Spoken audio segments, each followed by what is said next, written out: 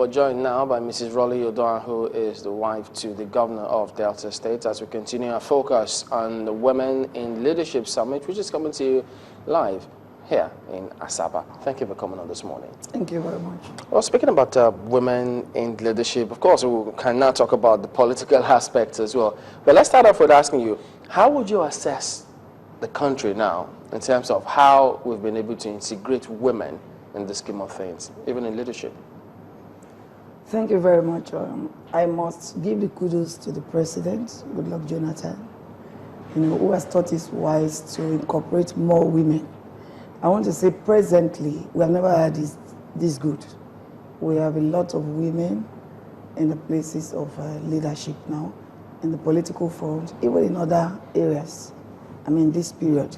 And we know we are going to get more.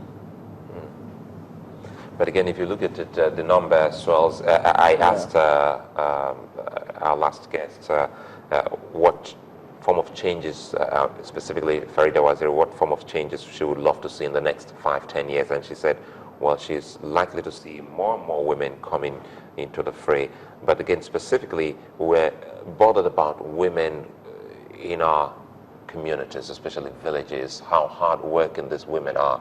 And we're thinking if they can actually translate this same energy, zeal, bite into something that will put them on the leadership pedestal, that will be fantastic. How are we thinking from the summit to empower more of such women and their girl child to see that they don't go through that crucible of what they find in the communities?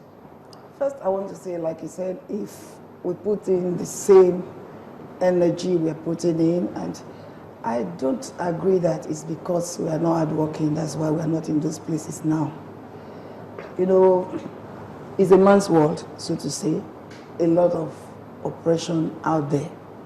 And that is why for an average woman to rise up to a particular level, it's like war front in the marketplace.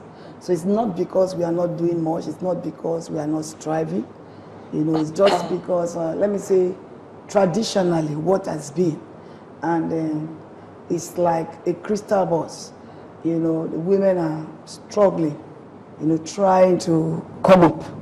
And I know if we continue this way, we will. Coming to this conference, now people are aware.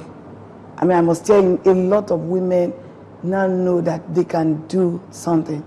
Before now, we are told that our place is in the kitchen. Just take the average home. You are growing up, the male children are there, they are out playing football. The girl is with the mother in the kitchen, washing clothes or doing one thing. Already you are drawing out the line that this is your place, and then the men are free. So that traditional belief has put a lot of women down. But by God's grace, with things like this conference, people are now getting aware. They are seeing other women. Of course, if you listen to Bisoputu yesterday, you will be challenged. They've seen that women can get there. It's not sky like those days when you hear of Jerusalem, you think it's in heaven. That's how women were thinking that this leadership position is not attainable. But by God's grace, with conferences like this and awareness, women are striving to get there. And I know one day we will get there. I think the first question I would ask is, where is the there that women want to get to? Where the men are. Beyond them. Are they going to push them away from there? That is why I'm trying to push them away. We know that, there's a lot of space for everybody, so we're not going to push them away. We just want to work with them, that's all. Because a lot of people will say that, let us not also forget that there is also religious connotation to this. It was saying that we have traditional, we have religious barriers, as it were. And religion is even more, is a lot stronger than even tradition. So when you tell a man that men believe it's their God-given role, women also think, we've also had that idea that it is the man's role or the man's place to rule, to be leaders. Why then do women all of a sudden want to be leaders? No, if you talk about religion, I will talk about my own religion, the Christian religion. When the Bible says the man is the head of the home, It's saying that the man is the head of his home, his wife, not every other woman there. It has to do with your wife. God did not give the men general role to go and lord it over everybody in the world. You are the head of your wife, the head of your home. Another man cannot be my head. That's not what religion, we're getting it wrong here. Religion is saying the man is the head of his home, not the head of the world. So if we get that right, we know that out there in the marketplace, we can. What I would not, even if my husband is maybe a very young man, and I'm older, I would definitely be subject to it. I will succumb to him. But a man who is even older than the two of our ages put together out there, he has no right to kick me around because he has not been made my head. He's the head of his own wife. So you've always heard, and sometimes when there's a squabble between men and women, you hear things like, well, I have your type at home, or is that how you talk to your husband? You know, or that's how you're going to talk to your husband. And then oftentimes when the squabbles happen, they prefer to deal man to man. So you find that, okay, a man has a squabble with a man's wife. What he decides to do is to talk to the husband instead, call your wife to order. And, you know, you have such, like I say, traditional. Do you think that will ever break such traditional barriers, as it were? Well, we definitely, you know, awareness is key. Papa Yodepo always said, there is no mountain anywhere. Your mountain is your ignorance. So awareness is key. I know that naturally I respect everybody, whether senior, older, or, you know, but no man out there can boss me around. It's not possible. So if you tell me you have my type at home, of course I have your own type at home. I'm an husband. Who is your type too? You know, so if you go to report to my husband, and I also call your wife to call you to order.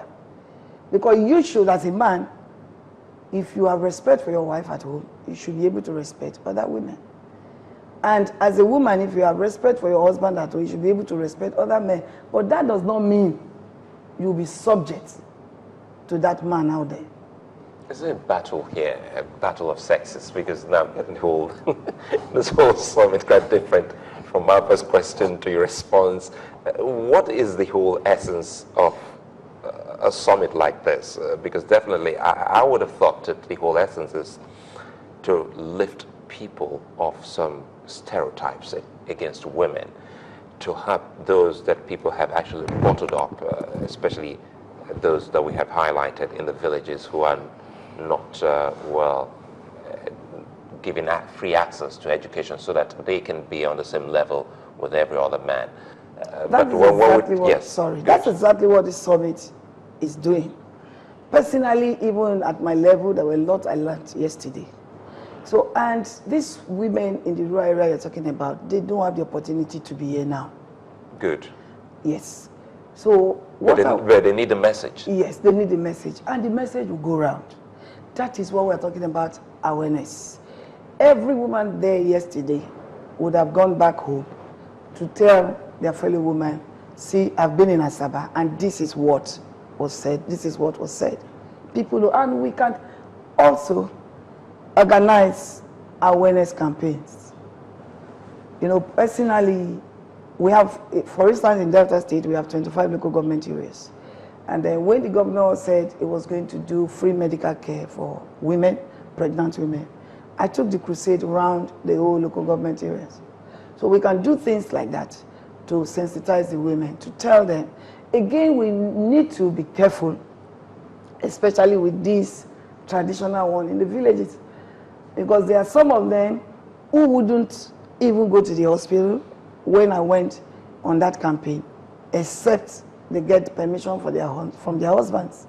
So when you come to tell the women... Even when you know you need a health care? Oh yes, there are women who will not go, except their husbands gives them the permission to go.